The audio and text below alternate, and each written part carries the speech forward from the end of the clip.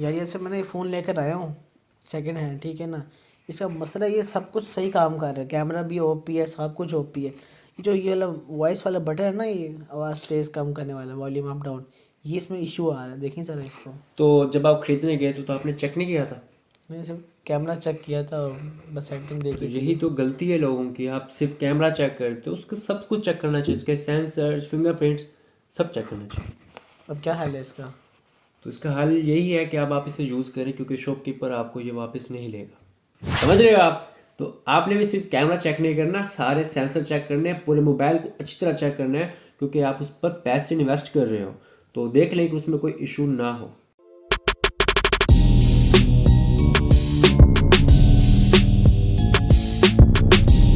अस्सलाम वालेकुम, मेरा नाम मोहम्मद असद खान। और मेरा नाम हसन तिहामी। तो कैसे हैं आप तो लोग? क्या चल रहा है आज? कमेंट सेक्शन में ज़रूर बताइएगा। दोस्तों, पाकिस्तान में हाफ से ज़्यादा आवाम यूज स्मार्टफोन को ज़्यादा तरजीह देती है। उसकी दो बड़ी वजूहत हैं।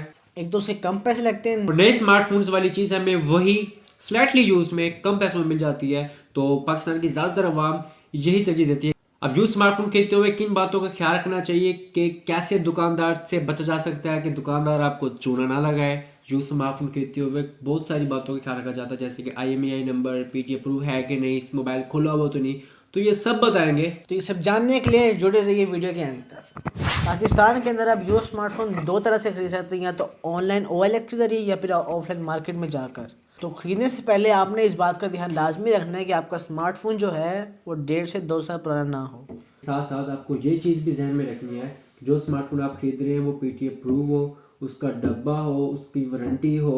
अगर वारंटी, पहले तो कोशिश करें कि जो भी आप स्मार्टफोन खरीद लें उसमें 5 या 4 मंथ की वारंटी हो, डब्बे के साथ लें। जब आप डब्बे के साथ लेंगे और स्मार्टफोन की वारंटी भी होगी, तो फिर आपने IMEI नंबर चेक कर लेना है कि ये डब्बा इसी स्मार्टफोन का वाकई में है। अक्सर दुकानदार आपको चूना लगा देते हैं, स्मार्टफोन और होता है और डब्बे का IMEI नंबर और होता है।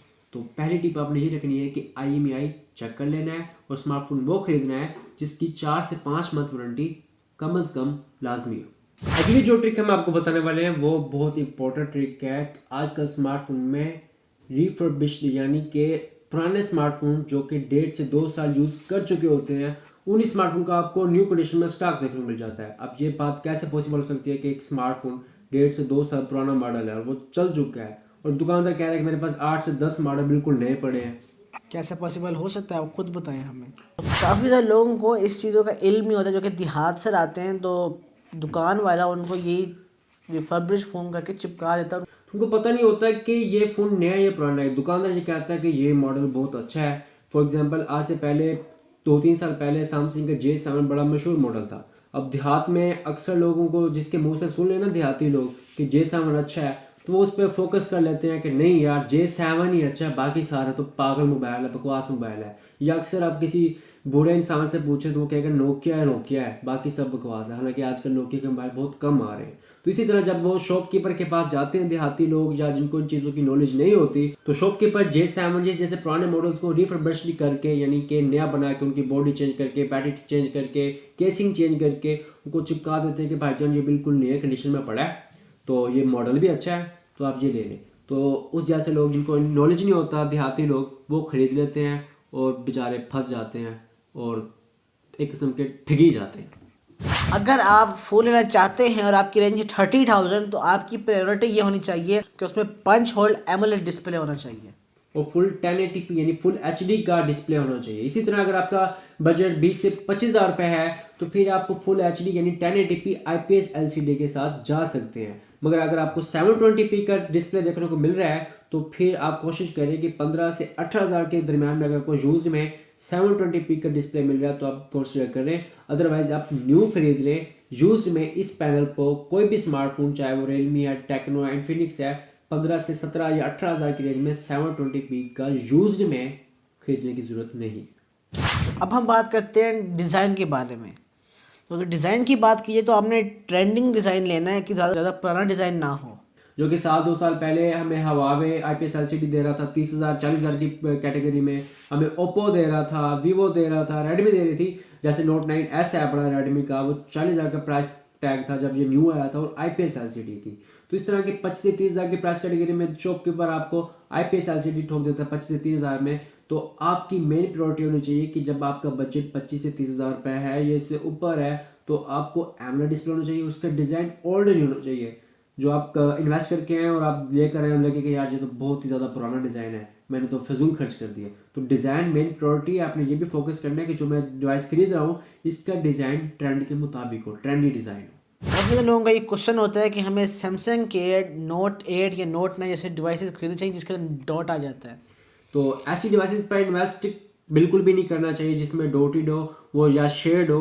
ये डॉट या शेड किसी भी वक्त आपके पूरे डिस्प्ले पर फैल सकते हैं, आपका पूरा डिस्प्ले ख़त्म हो सकता है। हाँ, अगर आपको 20,000 के नीचे नीचे S8 प्लस और नोट 8 वगैरह आपको मिल रहे हैं तो फिर कंसीडर कर सकते हैं, अदरवाइज डॉटेड डिस्प्ले पर आपको इन्वेस्ट करने की ज़रूरत नहीं है। अगला जो टॉपिक है वो है बैटरी से रिलेटेड। बैटरी की बात की जाए तो आपको 30-40 की प्राइस रेंज के अंदर कम से कम 4 से 5,000 की mAh की बैटरी होनी चाहिए। चार्जर की तरफ आए तो चार्जर कम से कम मिनिमम आपकी रिक्वायरमेंट जो होनी चाहिए वो 33 वाट का फास्ट चार्जर होना चाहिए लाजमी। 30 से 40,000 के कैटेगरी के अंदर आपको न्यू स्मार्टफोन भी आपको 33 वाट का फास्ट चार्जर ज़्यादातर ब्रांड प्रोवाइड कर रहे हैं। लेकिन अगर आप यूज्ड में 30 से 40,000 रुपए की प्राइस कैटेगरी में आप कोई स्मार्टफोन खरीद रहे हैं तो बैटरी उसकी चेक कर लें। एक तो ज़्यादा वो चला हुआ ना हो, दूसरा उसमें फास्ट बैटरी चार्ज यानी कम से कम 33 वाट का फास्ट चार्जर होना लाजमी है। क्योंकि आजकल लोगों के पास इतना टाइम नहीं होता कि वो 40,000 इन्वेस्ट करके 10 वाट या 18 वाट या 15 वाट के चार्जर को सपोर्ट करें जो कि आपकी बैटरी को 2.5 से 3 घंटे में फुल करेंगे। तो मिनिमम 33 वाट का फास्ट चार्जर होना लाजमी है।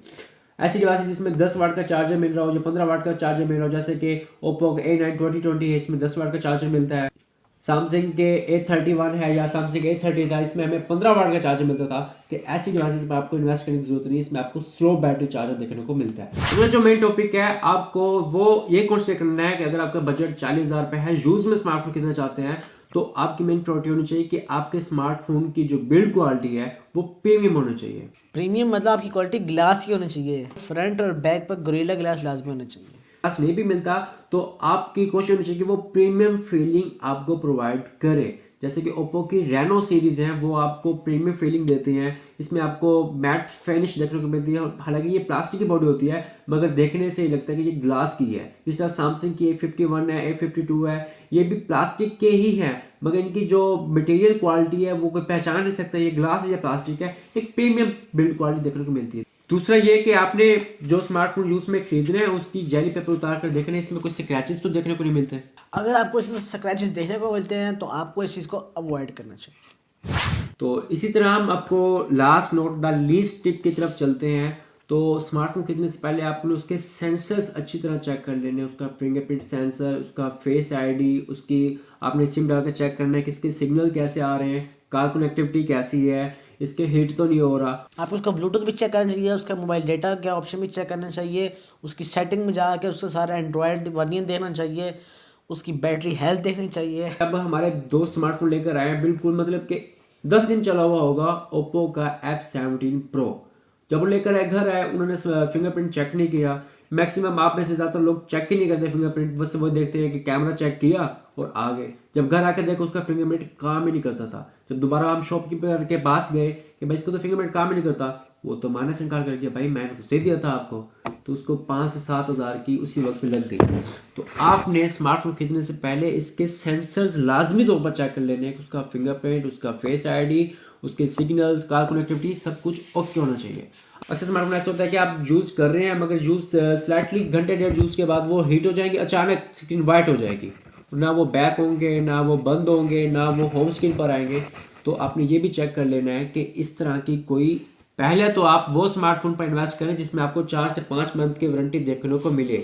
मगर आप जो वो स्मार्टफोन खरीद रहे हैं जिसमें वारंटी नहीं है तो आपने शॉपकीपर से 1 या 2 दिन की वारंटी ले लेनी है। भाई मैं इसे चेक करूँगा, अगर इसमें कोई फॉल्ट आया तो मैं ये आपको वापस भी करवा सकता हूँ। तो उसका डब्बा आपने लाजमी लेना है। तो इतना ही था आज की इस वीडियो में।